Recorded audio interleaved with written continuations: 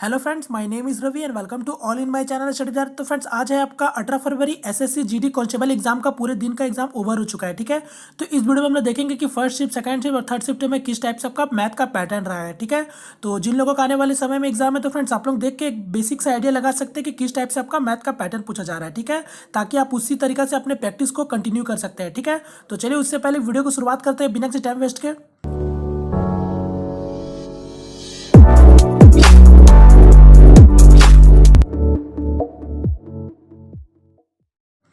तो फ्रेंड्स, दिख रहा है आपके सामने क्वेश्चन है।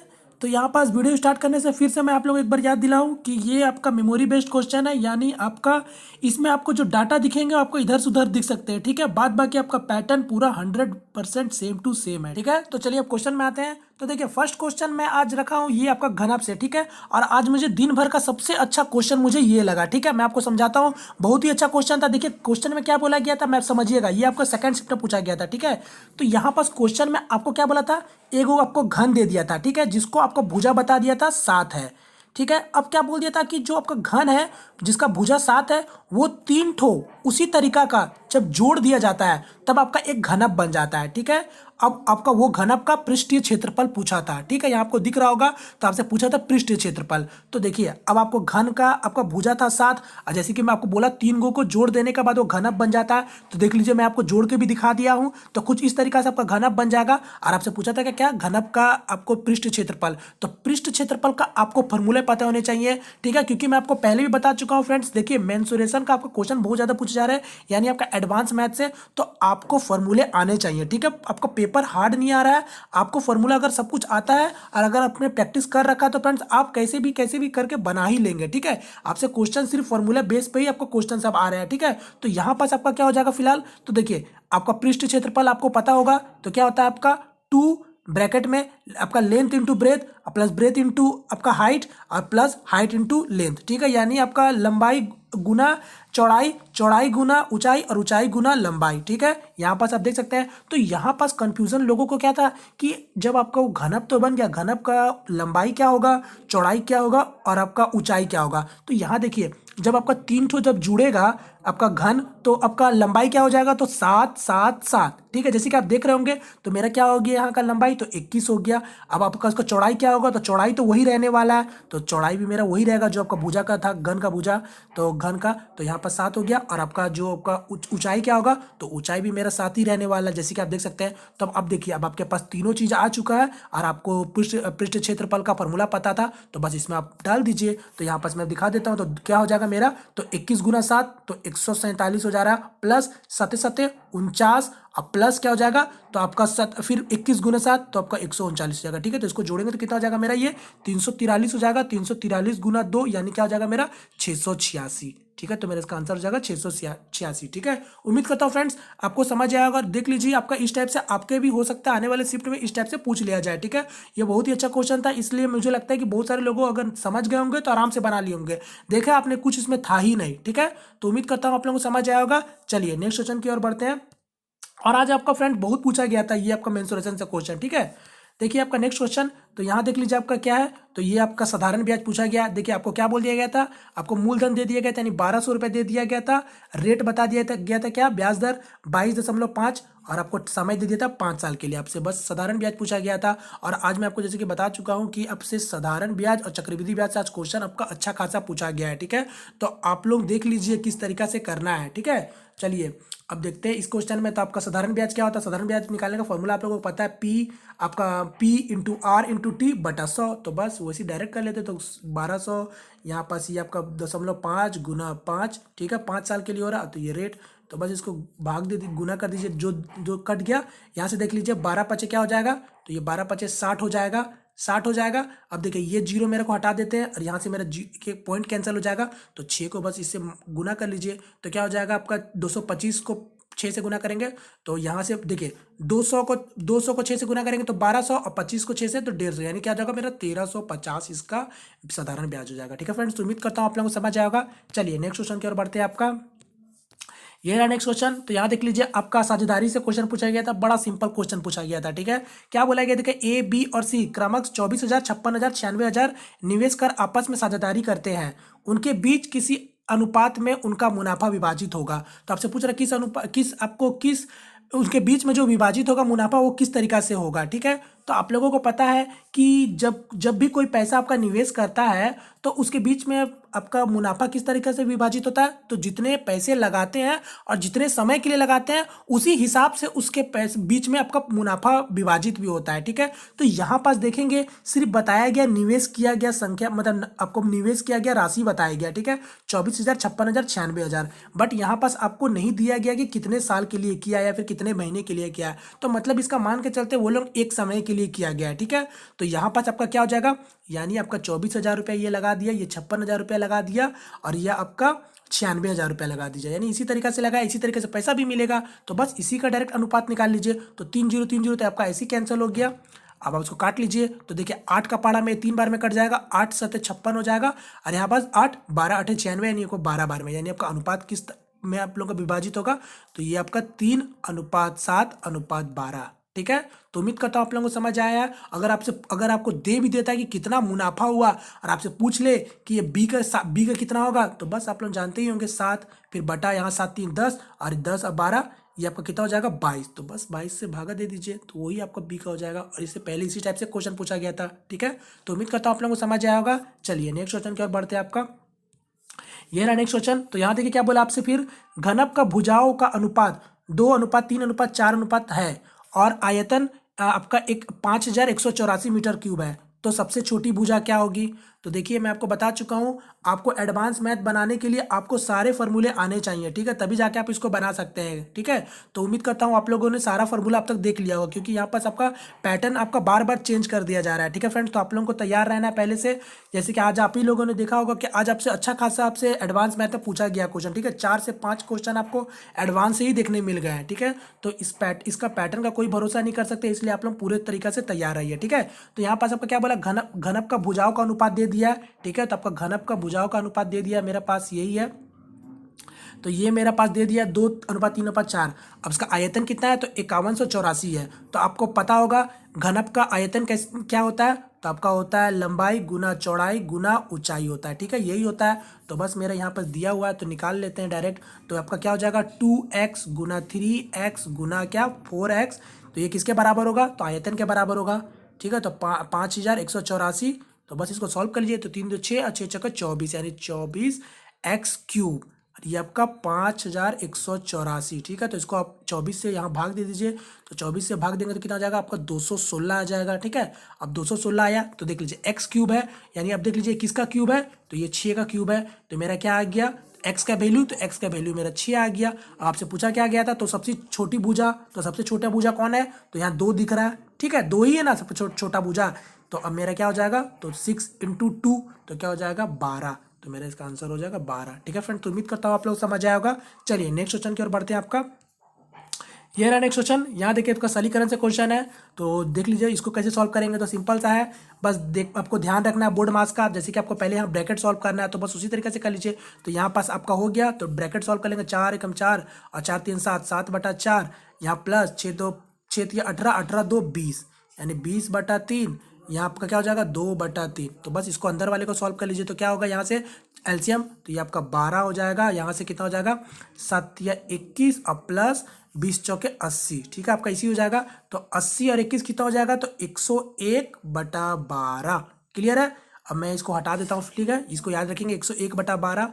तो यानी 14 माइनस 101/12 प्लस 2/3। तो बस सॉल्व कर लीजिए फ्रेंड्स, इसको सिंपल सा है। इसको आप लोग उम्मीद करता हूँ आप लोग इसको सॉल्व कर लेंगे, ठीक है। देख लीजिए 12, इसका 3 और 12 का एलसीएम क्या होगा, तो 12 ही होगा, ठीक है। अब यहाँ पास आपका देख लीजिए एक का पारा है 12, यानी 12 × 14 तो कितना हो जाएगा 14 2 28 और 2 14 2 68, यानी 168 मैं कर ही देता हूँ। यहाँ पर 101 आ जाएगा, ठीक है, क्योंकि आपका 12 है, 101 आ गया। अब प्लस कितना, तो 3 का पारा में 4 4 2 8, ठीक है। तो 168 और 8 कितना हो जाएगा, तो 176 हो जाएगा। 176 में कितना चला जाएगा 101 आप लेस कर दीजिए, तो कितना हो गया मेरा 75, यानी क्या हो जाएगा आंसर आपका, तो 75/12। तो इसको और सॉल्व कर सकते हैं 3 का पारा में, तो ये 25, यानी आंसर क्या हो जाएगा 25/4, ठीक है फ्रेंड्स। उम्मीद करता हूँ आप लोगों को समझ आया होगा। चलिए नेक्स्ट क्वेश्चन की ओर बढ़ते हैं। आपका ये रहा नेक्स्ट क्वेश्चन। तो यहाँ देखिए आप क्या पूछे बोला गया था आपसे, मध्यिका ज्ञात करें। तो आपको मैं बता दूं, इससे पहले भी आपका पूछा जा चुका मध्यिका ज्ञात करें, तो आप लोगों को पता होनी चाहिए, ठीक है। मुझे उम्मीद करता हूँ आप लोगों को पता भी होगा, ठीक है। तो सिंपल सा मध्यिका ज्ञात करने बोला गया था, जो कि आपका सामने नंबर है।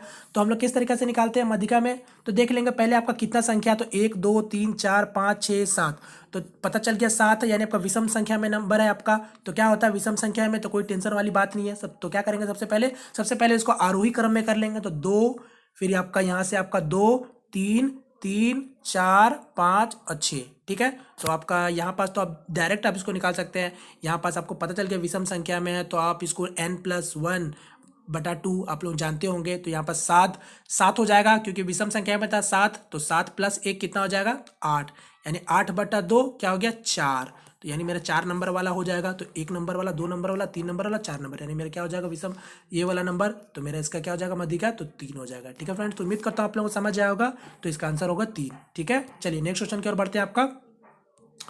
ये रहा नेक्स्ट क्वेश्चन। तो यहाँ देखिए क्या बोला आपसे, ए, ये देख लीजिए आपका समय और आपका टाइम एंड वर्क से है, ठीक है, वर्क एंड टाइम से है। तो यहाँ पर देखिए क्वेश्चन क्या बोला गया, ए 24 दिन में काम करता है, ठीक है। मैं यहाँ पर थोड़ा सा अलग छोटा सा शॉर्ट में लिखा हूँ, ठीक है। ए आपका 24 दिन में काम करता है, बी आपका 12 दिन में काम करता है, ठीक है। दोनों कार्य शुरू किया, ठीक है, दोनों कार्य शुरू करते हैं, परंतु बी ने 6 दिन काम संपन्न होने से पहले छोड़ दिया, तो पूरा कार्य कितने दिन में होगा, ठीक है। तो आपसे ये क्वेश्चन पूछा गया था। अब देखिए किस तरीके से करेंगे। तो सबसे पहले हम लोगों का पता चल गया ए और बी का कितने दिन में काम करते हैं, तो पहले टोटल काम निकाल लेंगे। तो ए आपका 24 दिन में काम कर रहा है, बी आपका कितने दिन में कर रहा है, तो 12 दिन में कर रहा है। तो इसका एलसीएम कितना हो जाएगा, तो 24। तो यानी आपका ए कितना काम कर रहा है एक दिन में, 1 काम कर रहा है। अब बी कितना काम कर रहा है, तो 2 काम कर रहा है, ठीक है। यहाँ पास ये लोगों का मेरे को काम निकाल लिए। अब आपको क्या बोला गया था, दोनों कार्य शुरू किया, दोनों ने कार्य शुरू किया, परंतु बी ने 6 दिन काम संपन्न होने से पहले छोड़ दिया। मतलब आपका बी ने 6 दिन काम खत्म होने से पहले छोड़ दिया। अगर 6 दिन काम खत्म होने से पहले छोड़ दिया, तो मतलब काम फिर कौन किया होगा, तो ए ही किया होगा। उम्मीद कर रहा हूँ आप लोग समझ रहे होंगे। तो आपका ए काम किया 6 दिन अकेला, तो 6 दिन पहले ए अकेला काम किया, तो कितना काम किया होगा। जब आपका एक दिन में ए आपका 1 काम कर रहा है, तो 6 दिन में कितना काम कर सकता है वो, सिर्फ तो 6 ही काम करेगा। तो यहाँ पहले आपका 6 दिन में 6 काम किया, तो 6 काम को पहले हटा लीजिए, यानी 24 दिन में आपका 6 काम ए अकेला किया है। तो कितना हो जाएगा मेरा यहाँ पास, तो मेरा 18 काम बच जाएगा, क्योंकि आपका ए आपका कर लिया 6 दिन में 6 काम। उम्मीद करता हूँ आप लोग समझ रहे होंगे। अब आपका 18 काम कौन किया होगा, तो ए और बी दोनों मिलके किया होगा, ठीक है। तो अब ए और बी दोनों मिलके एक दिन में कितना काम करेंगे, तो 1 काम ए और 2 काम बी, तो कितना हो गया 3 काम। तो 3 काम कर रहे हैं, तो अब कितने दिन में करेंगे 18 काम, तो 3 से भाग दे देंगे, तो कितना हो जाएगा मेरा ये 6 दिन। यहाँ भी आ गया, यानी ए बी मिलके कितना काम किया, तो 6 दिन। और ए आपका अकेला कितना काम किया था, तो 6 दिन अकेला काम किया था। तो मेरा टोटल कितने दिन होगा, आपसे वही पूछा गया था। तो पूरा कार्य कितने दिन में होगा, तो 6 दिन आपका दोनों मिलकर काम किया, और ए आपका अकेला 6 दिन काम किया। तो मेरा क्या हो जाएगा इसका आंसर, तो 12 हो जाएगा, ठीक है फ्रेंड्स। तो उम्मीद करता हूँ आप लोगों को समझ आएगा। तो आपका यही क्वेश्चन पूछा गया था, ठीक है। चलिए नेक्स्ट क्वेश्चन की ओर बढ़ते हैं। आपका देख लीजिए क्या बोला गया आपसे। तो ये आपका वर्क स्पीड एंड टाइम से क्वेश्चन पूछा गया था, ठीक है, स्पीड एंड डिस्टेंस से। और बड़ा सिंपल सा क्वेश्चन है। देखिए क्या बोला गया था आपसे, कोई सामान्य गति के 3/4 के चाल से चलकर जाता है, तो 24 मिनट देर से पहुंचता है, तो सामान्य समय कितना लगा था, या फिर कितना लगा होगा, ठीक है। तो क्या बोला जा रहा है, कोई व्यक्ति है, जो भी है, बोल रहा 3 आपका उसको गति का 3/4 से चाल चलकर जब जाता है, तो उसको 24 मिनट का देर पहुंचता है, तो उसका सामान्य समय कितना लगा था। तो चलिए मैं आपको बताता हूँ कितना सामान्य गति का 3/4 चाल से चलकर जाता है। मतलब समझिए 3/4 का मतलब आप समझ लीजिए, बस आपको समझ आ जाएगा क्वेश्चन क्या है। मतलब वो सामान्य गति का 3/4, यानी सामान्य गति मेरा कौन है, तो ये आपका 4 है। यानी आपका सामान्य गति जब वो 4 से चल रहा था, जब बाद में जब उसका 3/4 चला, तब उसको लेट हो गया कितना, 24 मिनट का देर हो गया। तो आपसे पूछा है कि तो समय कितना लगा, सामान्य समय जब वो का 4 से चल रहा था, तो उसका समय कितना लगा होगा, ठीक है। उम्मीद करता हूँ आप लोग समझ गए होंगे। तो अब देखिए, यानी हम बोल सकते हैं, यानी जब आपको वो पहले चल रहा था, देखिए ये आपका पहले लिख लीजिए, ठीक है, यानी आपका सामान्य जो है, और ये आपका बाद वाला, यानी पहले वो आपका चल रहा था 4 से, अब वो चल रहा है 3 से, तभी ना जाके उसको लेट होगा। और जो लेट है, तो आपका 24 मिनट का लेट है। उम्मीद करता हूँ आप लोग समझ रहे होंगे। और ये मेरा क्या है, तो ये मेरा गति है, क्योंकि आपका गति का बताया गया, क्योंकि यही बोला गया। देख लीजिए, आप पढ़ सकते हैं दोबारा से, ठीक है।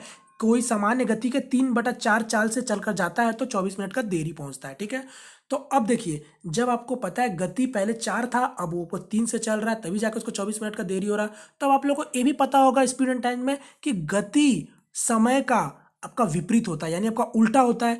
यानी जब आपका गति बढ़ेगा तो आपका क्या होगा, समय घटेगा। क्योंकि सोचने वाली बात है, जब आप गति बढ़ाएंगे तो समय तो कम लगेगा, जब गति घटाएंगे तो समय ज़्यादा लगेगा। तो अब बोलिए, जब मेरा गति पहले 4 लग रहा था और अब 3 लग रहा है, तो समय में क्या होगा, तो समय भी उल्टा होगा। यानी समय उसका पहले 3 लग रहा था और अब कितना लगेगा, तो 4 लगेगा। ठीक है, तो बस हो गया यार, क्वेश्चन तो आपका सॉल्व यही हो गया। तो समय पहले आपका 3 लग रहा था, अब आपका 4 लग रहा है, तो देखिए कितना का अंतर दिख रहा है, तो 1 रेशियो का अंतर दिख रहा है। तो 1 रेशियो का ही तो वैल्यू दे दिया, यानी आपका 24 मिनट लग रहा है, तो 24 हो गया 1 रेशियो का वैल्यू। तो आपसे क्या पूछा, तो सामान्य समय कितना लगा, तो सामान्य समय तो मेरा यही वाला है ना, तो 24 गुना 3, क्योंकि 1 रेशियो का वैल्यू 24, तो 24 गुना 3, तो क्या हो जाएगा, ये आपका 24 3 72। ठीक है, यानी आपका 72 मिनट इसका आंसर होगा। ठीक है फ्रेंड्स, तो उम्मीद करता हूँ आप लोग समझे होंगे।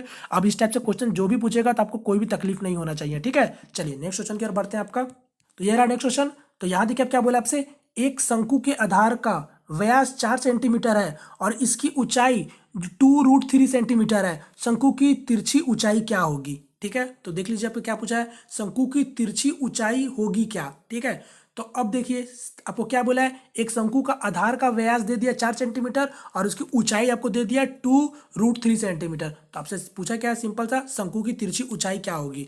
तो देखिए सिंपल सा, आप लोगों को पता है कि आपको मैं बता चुका, एडवांस से मैथ आपका हर शिफ्ट में पूछा जा रहा है। ठीक है, तो यहाँ पर आपसे क्या बोला गया, कोई शंकु है, ये आप लोगों को पता है। आपको क्या दे दिया, आधार का व्यास 4 सेंटीमीटर दे दिया, मतलब जो उसका डायमीटर दे दिया आपको 4। तो यहाँ पास आपका जब डायमीटर दे दिया तो आप त्रिज्या निकाल लेंगे, तो 2 से इसको भाग दे देंगे तो क्या आ जाएगा मेरा त्रिज्या, रेडियस यानी आपका, तो ये आपका 2 हो जाएगा। और आपको क्या दे दिया, इसकी ऊंचाई 2√3 सेंटीमीटर, मतलब इसका जो ऊंचाई है ये दे दिया क्या, तो 2√3 सेंटीमीटर दे दिया। ठीक है, यानी आपका 2√3 सेंटीमीटर दे दिया, जिसको हम लोग स्लैंट हाइट बोलते हैं। ठीक है, नहीं हाइट बोलते हैं इसको, तो हाइट बोलते हैं। और आपसे पूछा क्या, शंकु की तिरछी ऊंचाई क्या होगी, यानी आपको ये वाला हाइट पूछा गया, इसको बोलते हैं स्लैंट हाइट। ठीक है, इंग्लिश में इसको स्लैंट हाइट बोलते हैं। तो ये आपको यानी इसका पूछा गया बस वैल्यू, तो ये क्या होगा, तो आप लोगों को पता है भाई पाइथागोरस थ्योरम से कि क्या करना है, पाइथागोरस थ्योरम से। तो यानी आपका क्या हो जाएगा, ये अंडर रूट आपका ये क्या था, ये r² अब प्लस क्या हो जाएगा, h²। तो ये आपका किसके बराबर होता है, ये तो l के बराबर होता है। तो बस इसको सॉल्व कर लीजिए। तो इसको सॉल्व करेंगे तो क्या होगा, तो r मेरा कितना था, तो ये आपका व्यास 4 है, तो रेडियस क्या होगा, तो 2 हो जाएगा। तो यहाँ पास क्या हो जाएगा मेरा 4 प्लस, और ये हाइट कितना हो जाएगा, तो हाइट का भी स्क्वायर कर देंगे। तो यहाँ 2 का 4 और 4 और √3 का √3, यानी 4 3 12, क्या हो गया 12। तो 12 4 16 और 16 आपका रूट से बाहर निकलेगा तो क्या हो जाएगा 4, यानी मेरा जो तिरछी ऊंचाई होगी क्या होगी 4। ठीक है फ्रेंड्स, तो मेरा आंसर हो जाएगा 4। उम्मीद करता हूँ आप लोगों को समझ आया होगा। चलिए नेक्स्ट क्वेश्चन की ओर पढ़ते हैं। तो ये रहा नेक्स्ट क्वेश्चन। तो यहाँ देखिए क्या बोला आपसे, एक परीक्षार्थी परीक्षा में 24 अंक प्राप्त करता है तथा 56 अंक से असफल हो जाता है।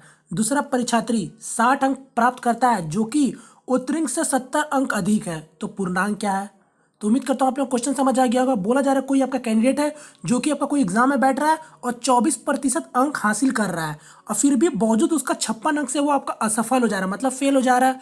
और आपका बोल रहा है कि कोई दूसरा आपका जो कैंडिडेट है वो आपका 60% आपका हासिल कर रहा है। ठीक है, जिसमें वो आपका जो आपका पास मार्क्स जो होगा, ठीक है ना, पास मार्क्स से वो आपका 70 नंबर ज़्यादा ला रहा है। ठीक है, उम्मीद करता हूँ आप लोगों को समझ आया होगा। यहाँ आपका बोला था कि जो पहला कैंडिडेट था 24 अंक प्राप्त करने का बावजूद मतलब आपका वो 56 अंक से फेल हो जा रहा है, और यहाँ बोल रहा है आपका जो 60% ला रहा है और आपका 70 अंक ज़्यादा लाता है जो पास मार्क्स है। ठीक है, तो ये काम करेंगे, क्या करेंगे हम लोग, दोनों का पास मार्क्स को इक्वल कर देंगे। ठीक है, तो यहाँ पर किस तरीका से करेंगे तो देखिए समझिएगा बस। यहाँ पास जो आपका पहला कैंडिडेट था वो कितना आपका अंक लाया, तो 24% लेके आया, और फेल कितना से हो रहा, तो 56 अंक से फेल हो रहा। तो इसको हम पास करने के लिए क्या करेंगे, तो 56 नंबर जोड़ देंगे, तब जाके ये आपका बंदा पास हो जाएगा। ठीक है, क्लियर है, उम्मीद करता हूँ आप लोग समझ रहे होंगे। तो अब देखिए इसको मैं बराबर करूंगा किससे, तो ये दूसरे वाला परीक्षार्थी से। ठीक है, तो यहाँ पास वो कितना नंबर ला रहा था, तो आपका 60% ला रहा था। अब आपका 60% तो ला रहा था, मगर जो पास मार्क्स था यानी आपका जो फेल जितना मतलब जो नंबर पे से एक पीछे चला रहा है वो फेल हो जा रहा है, और आपका उतना नंबर ला के वो पास हो जा रहा है, मतलब वो पास से 70 अंक अधिक ला रहा है। ठीक है, तो यानी आपका जो 60% ला के और आपका 70 नंबर अधिक ला रहा, तो मतलब क्या होगा, अगर मैं उसको पास मार्क्स तक ले जाऊँ तो क्या करूँगा, तो 60% में आपका उसका 70 अंक को घटा देंगे, तब जाके ये बंदा जो है उसका आपका पास मार्क होगा। ठीक है, उम्मीद करता हूँ आप लोग समझ रहे होंगे। अभी देख लीजिए, ये भी आपका पास में आ गया और ये भी आपका जस्ट पास में आ गया। ठीक है, तो यहाँ पर सब दोनों को इक्वल कर लीजिए, तो इसको सॉल्व कर लीजिए सिंपल सा। तो देखिए, ये आपका 60% है, ये आपका 24% है। ठीक है, तो ये आपका यहाँ चला जाएगा। देख लीजिए, आपका परसेंट में, ये भी परसेंट में, इसलिए मैं इसको यहाँ ले जा रहा हूँ। तो यहाँ आपका चल जाएगा तो कितना हो जाएगा, तो ये आपका 36 हो जाएगा, यानी आपका 36%। और यहाँ आपका -70 है, ये आपका इधर आ जाएगा तो कितना हो जाएगा, तो ये आपका 6 और ये आपका 7 5 12, यानी आपको 126। तो यहाँ से आपसे पूछा क्या था, पूर्णांक क्या है, यानी आपका पूरा टोटल नंबर, कितने नंबर का एग्जाम हो रहा। तो देखिए 36% का आपका वैल्यू क्या है, तो 126 है, यानी आपको 100% का वैल्यू निकाल लीजिए, वही आपका टोटल नंबर का एग्जाम होगा। तो बस इसको सॉल्व कर लीजिए। यहाँ देख लीजिए, ये आपका 36% किसके बराबर, तो 126। तो बस इसको 100% के बराबर कर लीजिए, तो यही आपका टोटल नंबर हो जाएगा। तो यहाँ पर कितना जाएगा, तो ये आपका, ये 18, ये 50 25, ठीक है, या मैं कर ले रहा हूँ, या 9 का पाड़ा में काट लीजिए, तो कितना हो जाएगा, ये आपका 1 और ये आपका 4, तो यानी 25 गुना 14 कितना हो जाएगा, तो ये आपका 350, यानी 350 नंबर का ये एग्जाम हो रहा था। ठीक है फ्रेंड्स, तो उम्मीद करता हूँ आप लोगों को समझ आया होगा। चलिए नेक्स्ट क्वेश्चन की ओर चलते हैं। आपका ये रहा नेक्स्ट क्वेश्चन। यहाँ देखिए क्या बोला आपसे, यदि कोई राशि 5 वर्ष बाद चक्रवृद्धि ब्याज 1200 रुपये हुआ 22.5% ब्याज दर से, तो 6 वर्ष वाले में कितना ब्याज होगा। तो यहाँ देखिएगा, ये 22.5 है। ठीक है, यहाँ पर 2.25 नहीं है, यहाँ पर 22.5 है। ठीक है, तो क्या बोला जा रहा है, कोई आपका मूल राशि है जिसमें आपका 5 साल बाद चक्रवृद्धि ब्याज कितना हो रहा है, तो 1200 रुपया हो रहा है। अब आपसे पूछ क्या रहा है, तो छठा साल आपका कितना ब्याज दर होगा। तो आप लोगों को पता है कि चक्रवृद्धि ब्याज में क्या होता है, मूल राशि में भी आपका ब्याज लगता है और जो आपका ब्याज होता है उसमें भी ब्याज होता है। ठीक है, तो यहाँ पर आपको कोई भी मूल राशि का बात नहीं किया गया है। ठीक है, तो यहाँ पर जो मेरा ब्याज होगा किसका होगा, सिर्फ तो वो ब्याज का ही ब्याज होगा। ठीक है, तो उम्मीद करता हूँ आप लोग समझ रहे होंगे। तो यहाँ पर मेरा ब्याज किसका लगेगा, तो वो ब्याज का ही ब्याज लगेगा, यानी 1200 का। तो 1200 का कितना ब्याज लगेगा छठा साल में, तो सिर्फ आपका 22.5 लगेगा। तो आप इसको सॉल्व कर लीजिए, 0 0 कैंसिल हो गया। यहाँ से आपका देख लीजिए, 12 को गुना कर दीजिए 22.5 से, तो आपका कितना आ जाएगा, तो ये आपका 270 आ जाएगा। ठीक है, ठीक है, उम्मीद करता हूँ आप लोगों को समझ आएगा। तो इसका आंसर 270 हो जाएगा। मेरा छठा साल में 270 रुपये ब्याज लगा है। क्लियर है। चलिए नेक्स्ट क्वेश्चन की ओर बढ़ते हैं। आपका ये रहा नेक्स्ट क्वेश्चन। तो यहाँ देखिए क्या बोला आपसे, 56 किलोमीटर तय करने में 16 घंटे लगते हैं, तो 64 किलोमीटर दूरी तय करने में कितना समय लगेंगे। तो सिंपल सा क्वेश्चन है यार, मस्त क्वेश्चन है, एकदम बेसिक सा क्वेश्चन है। क्या बोल रहा है, 56 किलोमीटर तय करने में 16 घंटे लगे। ठीक है, तो यानी आपको स्पीड क्या लग रहा है, तो स्पीड सिंपल निकाल लीजिए। तो स्पीड मेरा कितना हो जाएगा, तो speed equal to distance by time होता है। और यहाँ पर आपका कितना दूरी था, तो 56, और आपका भाग किसे हो जाएगा, तो 16। तो अब आपको ये आपका स्पीड आ गया। ठीक है, यहाँ पास आपको कुछ नहीं करना है, ये आपका स्पीड आ गया। अब आपको क्या बोला है, यहाँ पर 64 किलोमीटर दूरी करने के लिए कितना समय लगेगा। तो समय क्या होता है, तो आपका वही होता है समय इक्वल टू, तो यानी आपका दूरी बटा स्पीड। तो यहाँ क्या जाएगा, तो 64 बटा 56 हो जाएगा, और यहाँ पास आपका ये 16 ऊपर चला जाएगा। ठीक है, उम्मीद करता हूँ आप लोग समझ रहे होंगे। तो बस इसको सॉल्व कर लीजिए। तो यहाँ से आपका 8 हो जाएगा, यहाँ से आपका ये 28 हो जा रहा है, ये आपका 14 हो जाएगा, फिर से ये आपका 4 हो जाएगा, यहाँ 2 हो जाएगा, ये आपका 7 हो जाएगा। तो यहाँ पास मेरा फिलहाल क्या हो जाएगा, देख लीजिए। तो देख लीजिए, 64 और 2 28 हो जा रहा है, यानी आपका 128 बटा 7 होगा। ठीक है, ये आपका इतने घंटे लगेंगे उसको। ठीक है, यहाँ पास आपका पूरा सॉल्व नहीं हुआ है, तो आप लोग देख सकते हैं। चलिए नेक्स्ट क्वेश्चन की ओर बढ़ते हैं। आपका ये रहा नेक्स्ट क्वेश्चन। यहाँ देखिए क्या बोला आपसे, किसी धन का पृष्ठ क्षेत्रफल 30, देखिए यहाँ पर क्या है, 30 3/8 है। ठीक है, वर्ग मीटर है, तो इसका आयतन निकाले। तो देखिए आयतन पूछा है, तो आपका घन का पूछा गया है। तो यहाँ पास का कोई घन है, आपको क्या बोल दिया गया कि उसका पृष्ठ क्षेत्रफल दे दिया। ठीक है, यानी आपका ये देख लीजिए, आपका घन है और आपका इसका पृष्ठ क्षेत्रफल दे दिया है। क्या है, तो 30 3/8। पृष्ठ क्षेत्रफल मतलब क्या होता है इसका, यानी आपका इसका टोटल सरफेस एरिया दे दिया। और पृष्ठ क्षेत्रफल होता क्या घन का, तो 6a² होता है। ठीक है, तो ये किसके बराबर है, तो इसके बराबर है। तो यहाँ पास क्या है, तो 30 3/8 है, यानी आपका कितना हो जाएगा, तो 8 3 24, यानी 240, और यहाँ आपका 3 जुड़ जाएगा, यानी 243/8 हो जाएगा। तो बस यहाँ से आपका इसका भुजा निकाल लीजिए। तो ये आपका 6 आ जाएगा इधर से। ठीक है, तो यहाँ पर आप सॉल्व कीजिए। तो यहाँ से आपका 6 कट जाएगा। यहाँ से देखिए 3 का पाड़ा में 2 बार में 6 हो गया। ठीक है, यहाँ पर 2 गुना 8 हो जाएगा, और यहाँ क्या जाएगा 3 का पाड़ा में, तो ये आपका 8 और 1। ठीक है, तो यानी क्या हो गया, मेरा 81/16 हो गया। क्लियर है, यानी आपका ए स्क्वायर क्या आया 81/16। तो अब मेरा ए का वैल्यू क्या होगा, यानी आपका जो भुजा होगा क्या होगा, तो 9/4 हो जाएगा। ठीक है, क्योंकि आपका स्क्वायर है 9 का, अरे आपका 4 का स्क्वायर है, तो यहाँ पास मेरा क्या आ गया 9/4। आपसे पूछा क्या है, तो इसका आयतन निकाले। तो आयतन क्या होता है, तो आपको पता है आयतन क्या होता है, तो सीधा सीधा भुजा का क्यूब हो जाता है। तो यहाँ पास मेरा भुजा क्या निकला था, तो 9/4, यानी क्या होगा, तो 729 बटा मेरा 4 का, तो कितना हो जाएगा, 4 का 64 हो जाएगा। तो ये मेरा इसका आंसर बन जाएगा। ठीक है, तो आपको मैं बता चुका हूँ मेंसुरेशन का बस फॉर्मूला आपको होनी चाहिए, उसके बाद आप इजीली बना सकते हैं। ठीक है, चलिए नेक्स्ट क्वेश्चन की ओर बढ़ते हैं। तो यहाँ देखिए क्या बोला आपसे, 10% ब्याज की दर से 2 वर्षों में 1500 रुपए का चक्रवृद्धि ब्याज और साधारण ब्याज का अंतर निकाले। तो फ्रेंड्स देख लीजिए, आपको अंतर वाला क्वेश्चन अब मैं आपको बता चुका हूं कि अंतर वाले क्वेश्चन आपका हर दिन पूछे जा रहे हैं। ठीक है, इस टाइप से आपका अंतर का क्वेश्चन, कभी आपको अंतर निकालने बोल रहा है, कभी आपसे वो आपका मूलधन पूछ ले रहा है। ठीक है, तो मैं आपको फॉर्मूला इसका बता चुका हूँ सिंपल, बार बार क्या होगा यहाँ पास आपका, यहाँ पास क्या हो जाएगा, जब आपको मूलधन निकालने बोलता तो क्या होता था, सम इनटू क्या होता है आपका अंतर, यानी जो आपका डिफरेंस, गुना 100 बटा क्या हो जाएगा, तो रेट इनटू रेट। तो ये आपका 2 साल का ये फॉर्मूला है, तो उसको याद ही कर लीजिए, क्योंकि आपका क्वेश्चन बार बार ये क्वेश्चन रगड़ा रहा है। ठीक है, तो यहाँ पास क्या हो जाएगा, यहाँ पास आपको क्या दे दिया, आपको डिफरेंस निकालने बोला है, और आपको ये सम दे दिया है, यानी आपका मूलधन दे दिया है 150 मतलब 1500 रुपया, तो बस निकाल लीजिए। तो यहाँ पास आप इसको क्रॉस मल्टीप्लिकेशन लेके यहाँ इस चीज़ को यहाँ ले चल रही है और इस चीज़ को यहाँ ले आइए। ठीक है, तो यहाँ पास क्या हो जाएगा, डिफरेंस इक्वल टू, तो आपका PR² बटा 100 गुना 100, तो बस इसमें डाल दीजिए। तो आपका कितना था ये आपका मूलधन, तो आपका 1500 गुना रेट कितना है, तो 10 गुना 10। ठीक है, R² था, तो आपका यहाँ हो जाएगा 100 में डायरेक्ट लिख ले रहा, और यहाँ पास कितना हो जाएगा, तो 1 2 और गुना 2 तो 100 था, तो यहाँ पर काट लीजिए 2 3 4 1 2 3 4, तो ये मेरा अंतर क्या आ जाएगा, 15 रुपया। ठीक है, तो मेरा इसका आंसर होगा 15। उम्मीद करता हूँ आप लोग समझ आएगा, और ये क्वेश्चन हर बार आपसे पूछा जा रहा है। ठीक है, चलिए नेक्स्ट क्वेश्चन की ओर चलते हैं। तो ये रहा नेक्स्ट क्वेश्चन। तो यहाँ देखिए क्या बोला आपसे, बेलन का आयतन आपको दे दिया गया था और ऊंचाई आपको दे दिया गया था। ठीक है, 14 मीटर, और आपसे त्रिज्या पूछा गया था। ठीक है, तो यहाँ पास आपको क्या करना है, तो सिंपल सा क्वेश्चन है, आपको बस शर्त क्या है कि आपको फॉर्मूले आने चाहिए। ठीक है, तो आपका बेलन का आयतन क्या होता है, तो आपका पाई r² होता है, जो कि आपका किसके बराबर है, तो 396 के बराबर है। आपको ऊंचाई क्या दे दिया है, तो आपको 14 मीटर दे दिया, यानी आपको ये वाला चीज़ दे दिया है, और आपको निकालना क्या है, तो त्रिज्या निकालना है। ठीक है, तो ये आपका h है यहाँ, तो मैं इसको नीचे ले आ रहा हूँ डायरेक्ट। ठीक है, तो यहाँ पास क्या हो जाएगा, तो 14 हो जाएगा, और ये पाई का वैल्यू क्या होता है, तो 22/7 होता है, तो मैं 22/7 लिख के इसको मैं डायरेक्ट वहाँ लिख दे रहा हूँ, तो ऊपर ही आपका 7 चला जाएगा, नीचे कितना आ जाएगा, तो 22 आ जाएगा। ठीक है, मैं अब इसको यहाँ से हटा दे रहा हूँ, इसको हटा दिया। अब इसको सॉल्व कर लीजिए, तो 7 का पाड़ा में 2 बार में, यहाँ से 2 का पाड़ा में ये आपको 19 2 38, अरे आपका 8 हो गया। ठीक है, अब 11 का पाड़ा में काट लीजिए, तो 2 बार में, 11 का पाड़ा में 1 बार में, और 8 बार में, यानी 2 से और काट लीजिए तो 9।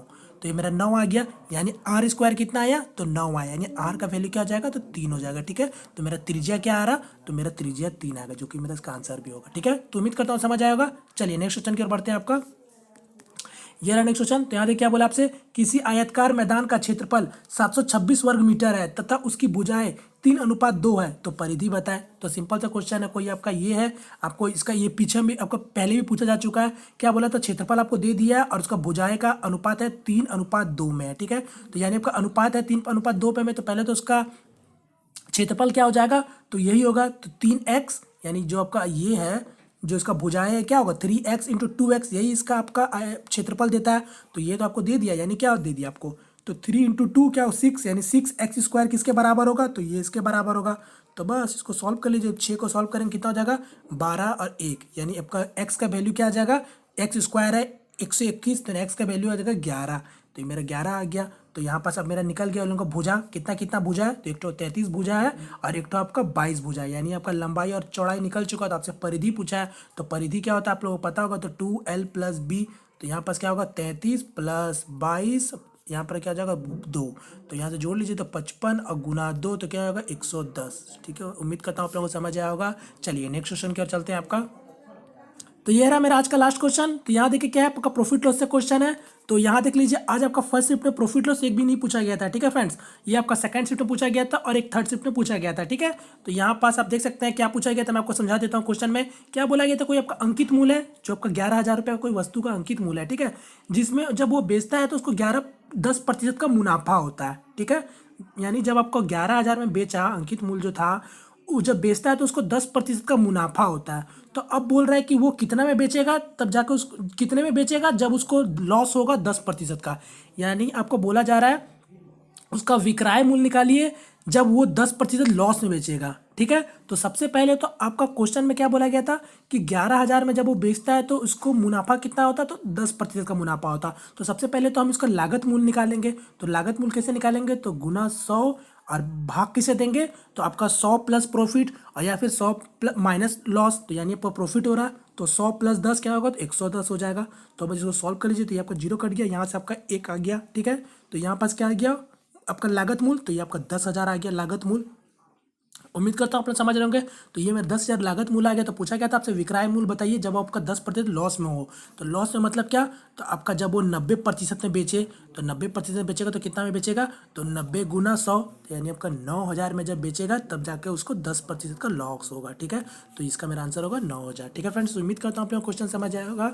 तो और इसका आंसर भी आपका 9,000 है। ठीक है, तो चलिए, तो फ्रेंड्स ये था आपका आज का क्वेश्चन जो आपका इसी टाइप से क्वेश्चन पूछे गए थे। तो उम्मीद करता हूँ फ्रेंड्स आप लोगों को पसंद आया होगा वीडियो। और फ्रेंड्स देख सकते हैं आप इसी टाइप के क्वेश्चन के प्रैक्टिस कर सकते हैं। ठीक है, क्योंकि यहाँ पास आपका कोई भी मैथ का पैटर्न आपका लगातार नहीं चल रहा, हर समय आपका कुछ ना कुछ आपको बदलाव देखने को मिल रहा है। ठीक है, जैसे कि मैं आपको बता चुका हूँ कि आप अपने तरफ से पूरा अपना 100% दे के रहिए, मतलब आपका जो जो है आप सारा कुछ पढ़ के सकते हैं। ठीक है, यहाँ पास सबसे ज़्यादा आप मेंसुरेशन का सारा फॉर्मूला को देख लीजिए और उससे रिलेटेड जो जो आपका बेसिक सब होता है उसका मैथ भी बना लीजिएगा। ठीक है, फिर आपसे कुछ शायद मेरे ख्याल से कोई तकलीफ नहीं होगा। ठीक है, ठीक है फ्रेंड्स, तो चलिए वीडियो को यहीं वाइंड अप करते हैं। तो उम्मीद करता हूँ फ्रेंड्स आपको आज का सेशन पसंद आया होगा।